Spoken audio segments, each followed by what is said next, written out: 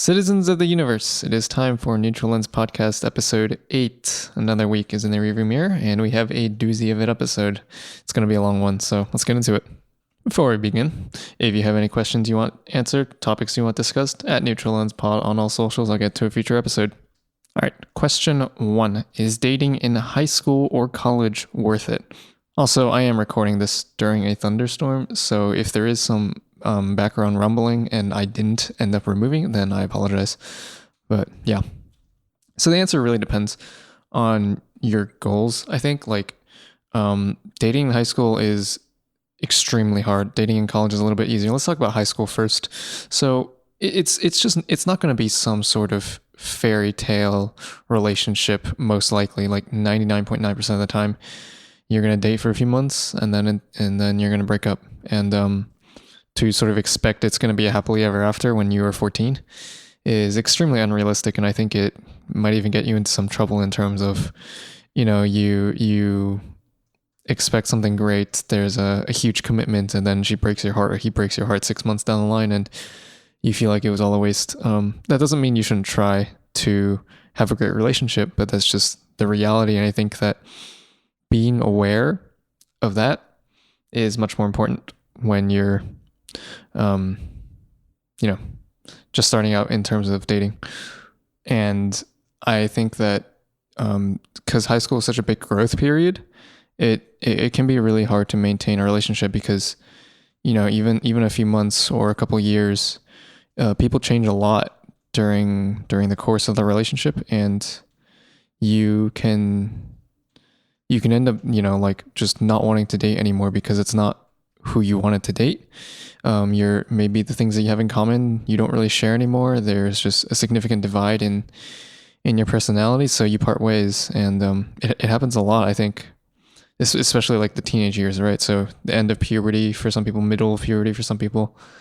A lot changes. And not to mention, of course, like college comes right afterward, and you're most likely not going to the same college. And if that does end up happening, it's really hard to maintain a relationship when you start out having that closeness, having that intimacy, and then going distance. I think that's extremely hard to maintain because you start craving that physical intimacy. You start craving the sex if you did have sex. So I don't think that it'll end up working out. Like a lot of the times it results in cheating. Obviously there are edge cases, there are exceptions. But that's the thing. Like if you have a distance relationship, I think you have to start long distance and potentially even not have been in a relationship like either of you for a while, so you don't have that sort of closeness that you are used to, that you're comfortable with, that you are craving necessarily, and you're looking more for emotional intimacy rather than physical. And I think that's how good long distance relationships start. That's kind of the position you're in. But when you are in high school, you're young, you want to do things, and then you kind of leave that life that you sort of gotten used to, then it can be really hard to maintain. And, it can put a lot of stress and anxiety on you, but then also on a lot of strain on the relationship too. So that's another negative, but it's not all negatives, I think. Like, again, as long as you're not going in thinking it's going to be some fairy tale, it's the first relationship likely for both of you, maybe not both of you.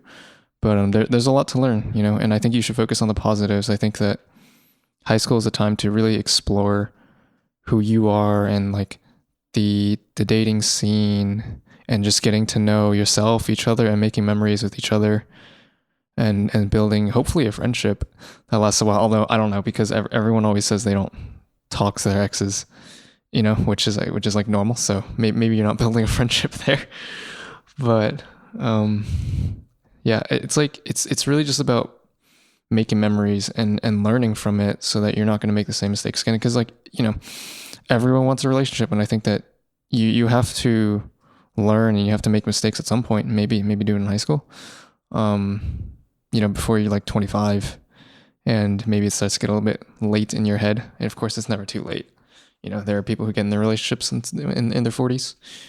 So, but yeah, that is another reason to maybe try dating in high school is just making memories and learning. But as with everything, right, you have to have balance. You shouldn't be focusing so much on the relationship that you forget about school, forget about, the rest of your life and other things like that. So yeah, that's something to keep in mind. For college, I think it's much, much nicer. I think that, your dating world opens up in high school. If you're not the type to really want to be out there and go out, then, it's totally fine if you don't. In fact, like, I think a lot of people don't even try and touch it, and that's totally fine. You should focus on the things that you want to focus on, and if that's not dating, that's not what you should be doing. But for college, your world opens up a lot. First things first, you do have the ability to relocate together after college if that's something you want to do, because you can just find a job in the same city. But you also have more maturity. Like, I think in high school people are a little bit bratty, coming towards the end of their teenage years. But in college, you have a lot more independence. You have a lot more adult life. You don't have your parents breathing down your necks, because in high school you do have to ask your parents to drive you some places, or if you get your own license, maybe you gotta ask them for their car, and they're always micromanaging you, making sure that you're home on time, which can be annoying. Of course, they're just trying to protect you, and they're trying to help out. Sometimes parents can be a little bit too intrusive in your relationship, and it's better to be independent. But at the same time, they are trying to help out. They are doing what they think is best for you. So appreciate it, but not always best. But yeah, they're not there in college. It's still like one of those times where, younger people, they have these crazy thoughts. I think cheating is more common when you're younger, partially probably because of immaturity. I mean, I'm not a psychologist. I don't know, but that's just my guess. So yeah, college is much nicer for dating. In fact, I would encourage it if that's something that you're interested in. High school, if you're not interested, don't even try. But if you are, then there are some benefits, but you have to watch out to not, put so much stock into thinking it's some forever thing, which it probably won't be, but that doesn't mean you can't try. All right. I just hit something. Next topic. I have someone here who has a friend who recently kind of got dumped by his girlfriend, and he wants to help him move on from that relationship, but doesn't know how to. The friend's kind of struggling to move on. It's been a couple months. So I don't want to get into specifics of kind of like what's going on over there. But it really is just about having a purpose in life. Because, like, again, I'm not a psychologist. I don't know this for certain. But it feels to me like a lot of people, when they struggle to move on, it's because they feel like they lack purpose, and they feel like, and they have committed so much to the relationship that it feels like there's nothing right now that they want to be doing. And moving on, really, it's not about like finding someone else to be with. It's not about anything like that. It's really just about finding a purpose in life, whether that be another relationship, or it be, finding a new hobby, or rediscovering an old hobby, or just even work.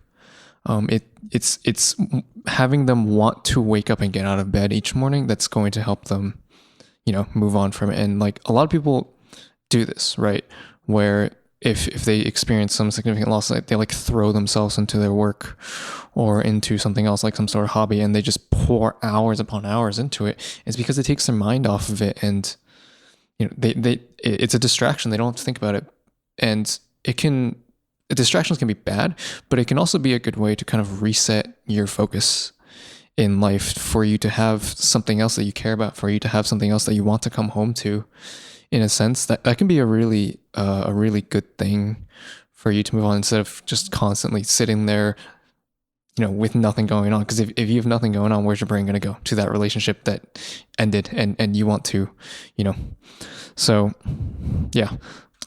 I think for you, as the friend in this relationship, the worst thing that you could be doing is giving some sort of generic advice or encouragement, even if you're just trying to help. I think this is a really bad thing that people do, is they offer like a really generic, I'm sorry for your loss, or I'm really sorry. Do you want to talk? I'm here for you anytime. Just like throwing out these sort of phrases really nonchalantly, sort of, with no other additional context, I think it's one of the worst things you can say to somebody because it often gives off the vibe that you don't care because everyone says it's like, oh, I'm sorry. It's like, sorry for what? They've likely heard it 1,000 times and it becomes annoying at some point.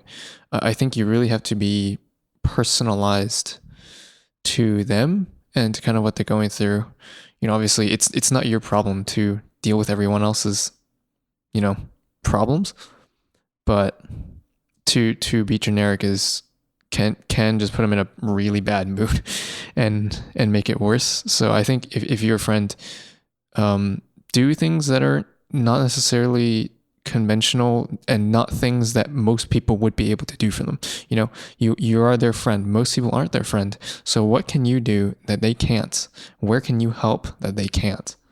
So like find things that make them happy, take them out to places, help them find some new hobbies, maybe a vacation if you can afford it. I don't know if you have the money for that, or even just out for a walk, out for some lunch. And you can provide a bit of a temporary distraction. Again, like distractions can be dangerous, but distractions can be good. Temporary healing can kind of help just take their mind off of it as you work on a more long-term solution for them. So like just having a laugh in general can be good as long as it's not your only solution. It's like temporary solutions are a very, very dangerous trap because people like they just want to take their mind off it. They want to distract and they want to be happy. And a common way to do that is people turn to drugs because it gives them that euphoria, that dopamine rush that they can't really get right now because they're depressed from whatever, and they end up getting addicted to drugs and it becomes a whole nother mess. And you have that, that spiral downhill. But yeah, like you want to be careful with depression. I think like if your friend genuinely falls into a depression, go see a therapist, go see someone, get some medications. Maybe if they want that.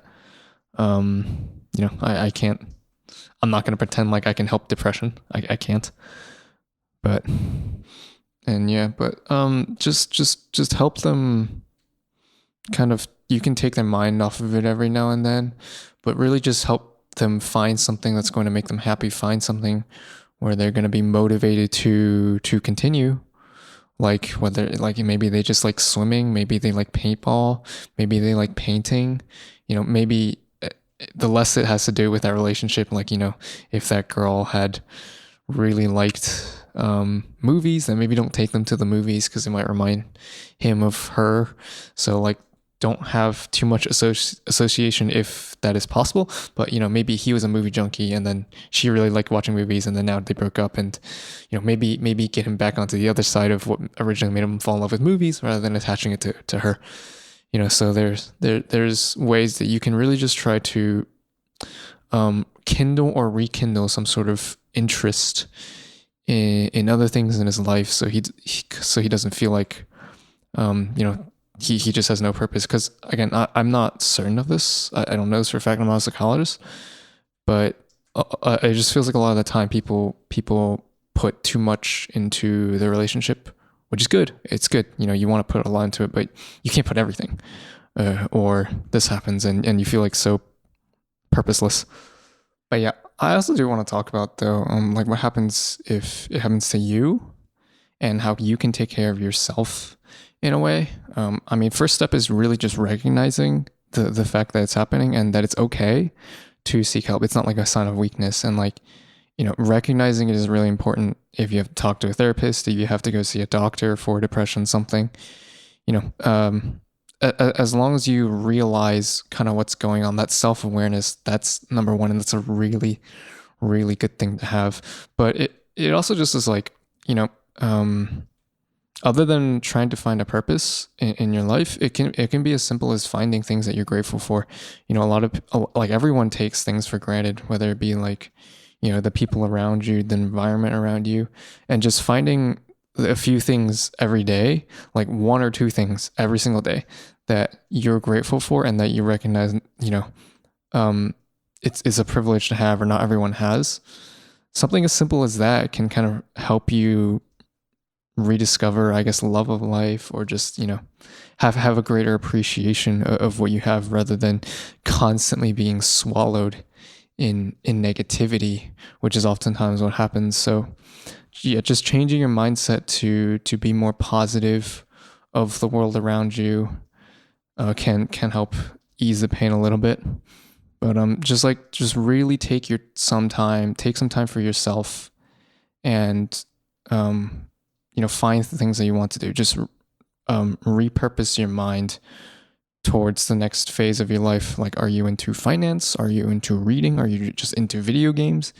The last thing you want to do is sit around all day. So, take some time. You don't have to worry about all these different things at once. Of course, some people don't have that luxury, but if you can, then find the things that you want to do in life, and just chase that, right? Like, really take some time for yourself and discover those interests, or pursue those interests, and give yourself something that you want to get out of bed for every single day. And I think that not only is it going to be sort of distracting, which can be a temporary benefit, but it can also, help you have a new passion and a new direction, which will really help you move on from that relationship. So, all right. Let's go to the last topic. It's been a pretty long one, but let's do a little bit less deep of a topic. So, how do I improve my attention to detail? Well, I think attention to detail, first and foremost, requires you to have a strong base of fundamentals and familiarity and knowledge when it comes to whatever it is you want details for. Like, I'm really into music. You cannot have an ear for detail in music if you don't know music. So having that knowledge base is very key. But also on top of that, it really comes down to the ability to not overlook the obvious, which sounds so stupidly simple and so stupidly obvious, but it's true. A lot of the details are in the small things, the simple things, and that's what people miss, that oftentimes gets them into trouble, when things happen. It's these small things that people just tend to overlook because it seems like it's such a simple thing. But that's what ends up being the difference. And like, you can see it a lot too in sports. Like, again, I'm a sports fan. This is something that happens where you have these two teams. One is really, really talented, and they just keep losing to this other team because the other team's detail and their fundamentals are just sharper. They're just stronger. And that's what ends up carrying them over the top, even though they have less quote unquote talent, less quote unquote potential. But, that attention to detail can mean a lot. But like, what do you want to improve your attention to detail on? Like, let's just say, looking at spreadsheets, right? Like, what are you looking at? Are you looking at the titles? Are you looking at making sure everything's colored correctly? Are you looking at making sure everything is spelled correctly? The capitalization is correct? Is everything neat and orderly? And just being able to notice those things rather than looking at the big picture of like, oh yeah, like, I like the way the title looks, all the data is kind of there. It looks like it's pretty filled out. But actually, reading and paying attention and seeing, okay, so what are the categories listed, and having enough knowledge to kind of realize whether that's good or whether there's something missing, but also just general punctuation, English. I think a lot of people will just read a maybe more complicated word and they'll just read it. Seems about right, and they'll move on. But it's a lot more than that. It's like, is it capitalized correctly? Is it spelled correctly? Those are the things that are extremely, extremely simple, but are very easy to overlook. And, oftentimes you end up with publications that are missing a word, or that are, they have some misspelled words, and that may not be the writer's fault. Because I have this all the time where I'm typing something, my brain moves faster than my fingers can, and I end up missing a word while I'm typing. And, but that's what you have to double check for, is you got to look for these small things that are easily overlooked, and make sure you catch all of them the second time around. Like, think of it this way. The details are the simple parts of the complex puzzle. So knowing how to look for any sort of interactions that can occur, and possibilities of like, where mistakes can happen and recognizing those are the details that you really want to check, because those can be like the important places. And again, you can't do that without a strong knowledge of what you're actually looking at. So those all come into play. Ultimately, just like, you got to have a lot of knowledge at what you're looking at. You have to be familiar with what you're looking at, and then you have to not overlook the obvious. And again, it sounds extremely simple, but everyone misses the obvious. And as long as you clean up those, the rest of it will take care of itself. Like the non-obvious stuff, the weird random stuff, those are like the 0.1 percenters. Those almost never happen, so you don't have to take care of that as much. Obviously, they can be the difference, but again, like using a sports analogy, if a crazy play happens and you end up losing, you can say you lost off of a crazy play and you weren't ready for it, or you can also say that if you just took care of the fundamentals earlier in the game, you wouldn't be in this position in the first place. So, attention to detail, really just taking care of the simple and obvious. All right, a lot more rambly this episode, but it kind of went pretty deep. But thank you guys for listening, and as always, I will see you guys next week for episode 9.